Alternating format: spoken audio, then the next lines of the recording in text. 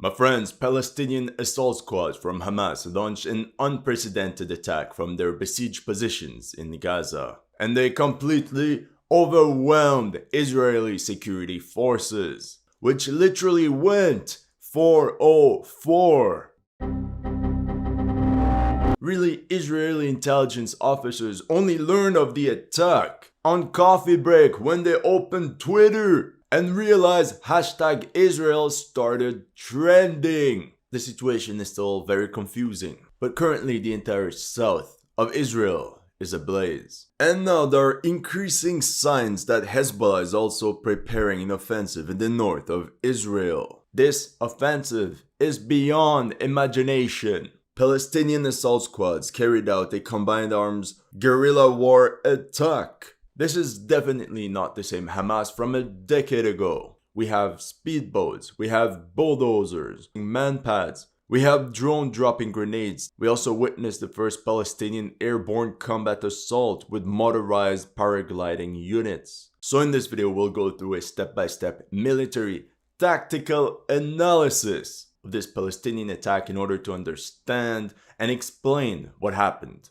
The first 2 days of battle have been brutal for Israel. 40 armored vehicles lost or captured, including 7 Merkava tanks. In terms of military personnel, 57 IDF soldiers and 34 police officers KIA. In only 2 days. Now, according to the latest news, the toll for the Israeli military has risen to 156. In comparison, when Israel was on the offensive during the month-and-a-half-long 2014 Gaza war, the Israel Defense Force had lost 67 soldiers KIA. Meanwhile, according to Israeli TV channels, the death toll from the Hamas attack had climbed to 900 Israelis, with at least 2,600 wounded. Israel is now officially at war. This has not happened since the 1973 Yom Kippur War, exactly 50 years ago. Coincidence? I don't think so, especially in a region where symbolism is so strong and important.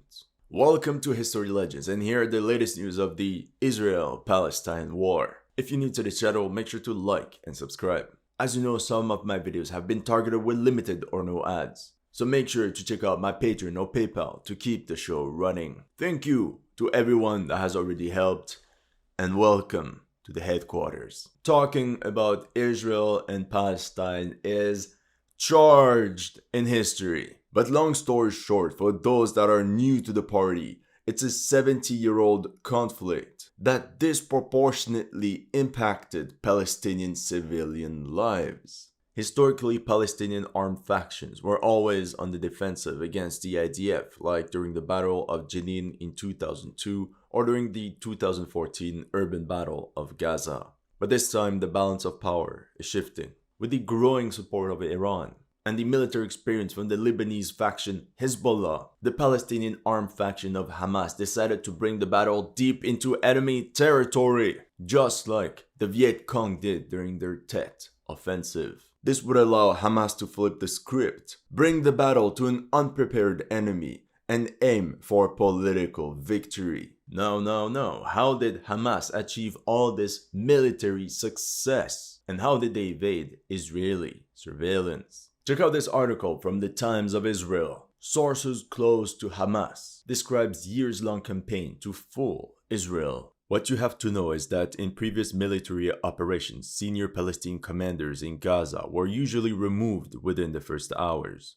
But so far, this didn't happen. We can suppose that there is a big chance Israel lost most of its spies and informants within Gaza, and whoever remained most likely cut communications with their operators, thus leaving the IDF in the dark. This Palestinian operation, which I'll call Operation Shabbat, started on October 7th at sunrise, while Israelis were observing Shabbat. Within 20 minutes, Hamas fired 2,200 rockets into Israeli territory.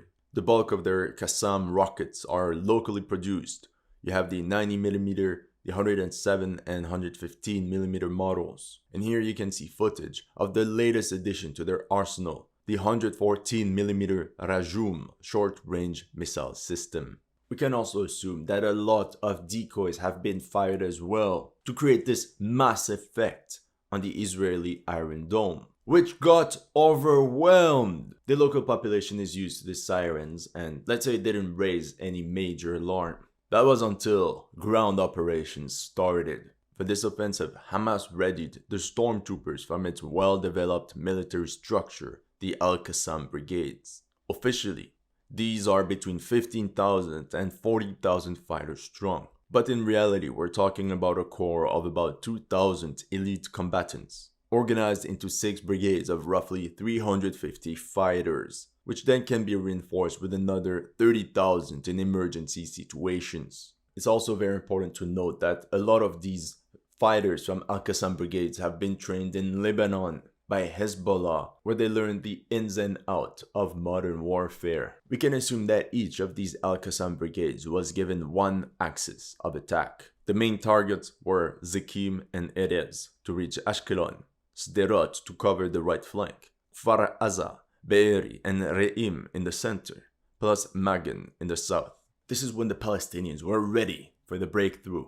How about we just take a look at the cinematic videos that Hamas has released of their offensive. Keynote, they released them after the attack and not before, just saying. Before launching their units forward, Hamas claimed they managed a mass jamming of Israeli communications and surveillance systems along the border with the Gaza Strip. Apparently, this is what allowed their fighters to advance practically unnoticed in open ground.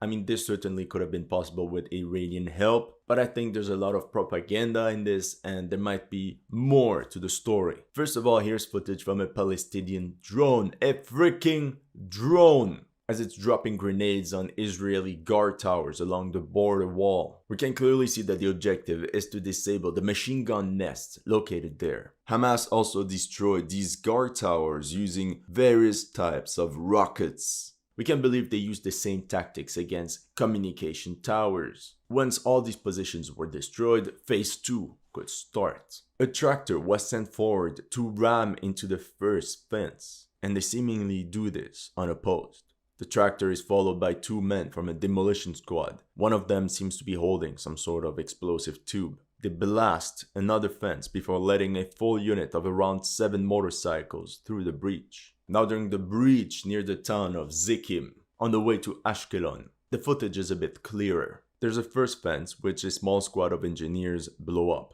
Then they advance towards the main wall. Right after reinforcements arrive, the first group lets in 7 motorcycles with 2 fighters on each, for a total of an extra 14 fighters. Every time it was the same structure. A demolition squad of around 5 men, which lets in a 7 motorcycle unit. Now let's take a look at the attack towards Be'eri on the central part of the front. The video starts with some guys approaching some sort of white pickup truck. But check out this demolition squad. The white pickups we just saw are actually on the other side of the fence, meaning the Hamas fighters somehow got behind the fence.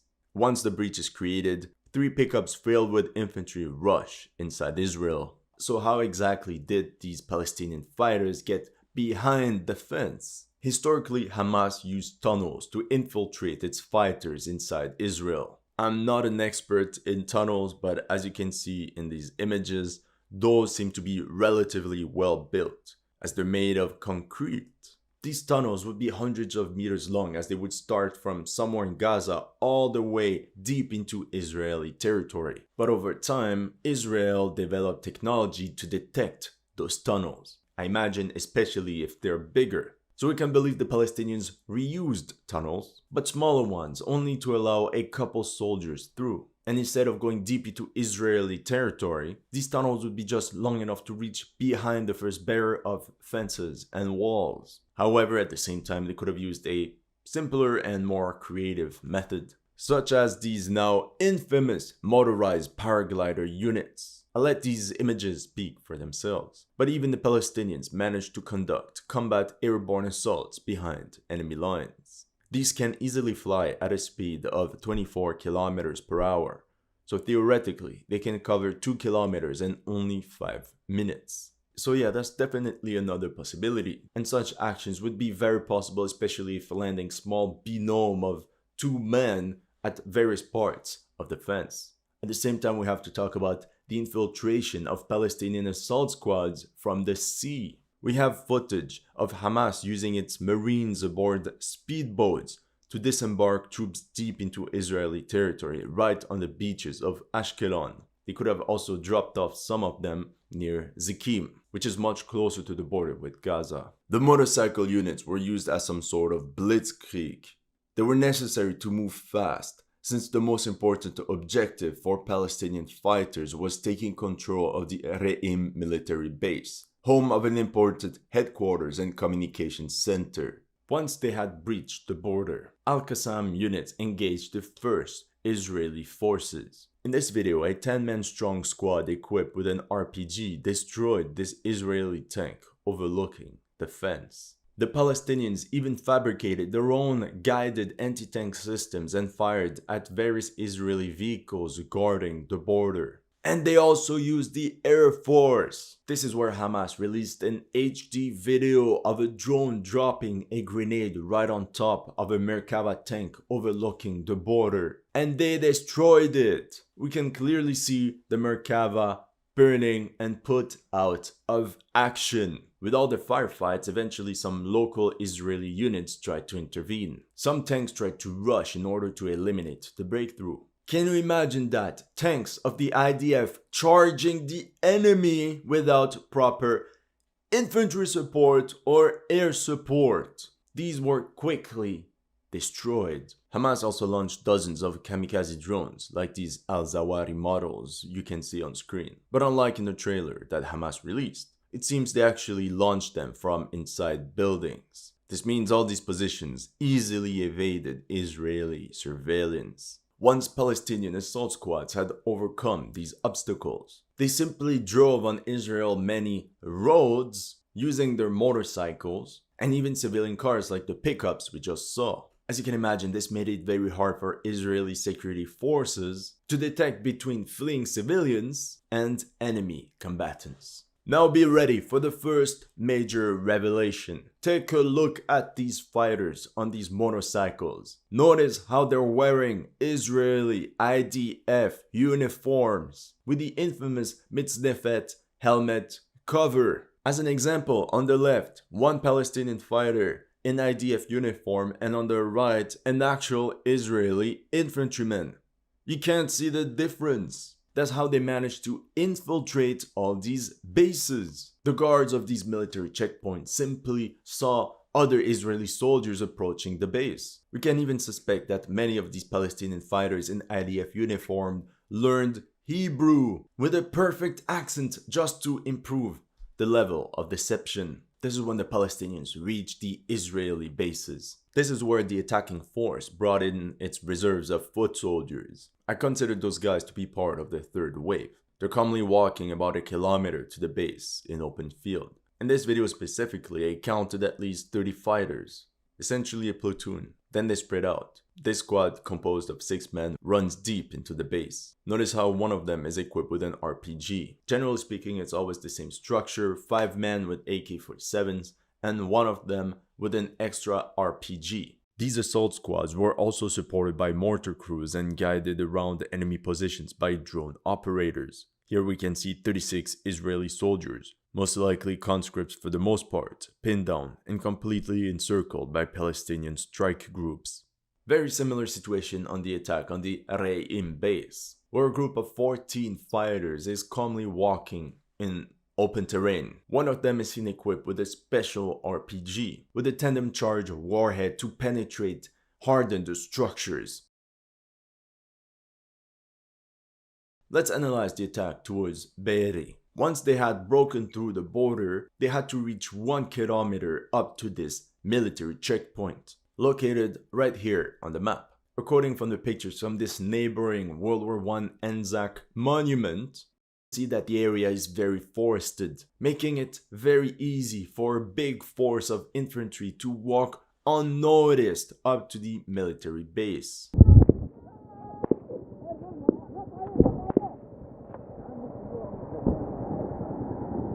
Most of the defenders were surprised while still asleep. And let's just say that the images I've seen from the aftermath are disgusting. I'll leave it at that. Here's a very interesting footage of the storming of the Israeli checkpoint in Erez. We see how they blasted the wall surrounding the base. Then the commander of the unit tells his men to rush inside. In this frame, we notice 8 stormtroopers penetrating what seems to be a well-fortified compound. Sometimes the Palestinians did face stiff Israeli resistance, but it seems that whenever it happened, Hamas assault units simply called for air support. Broken arrow!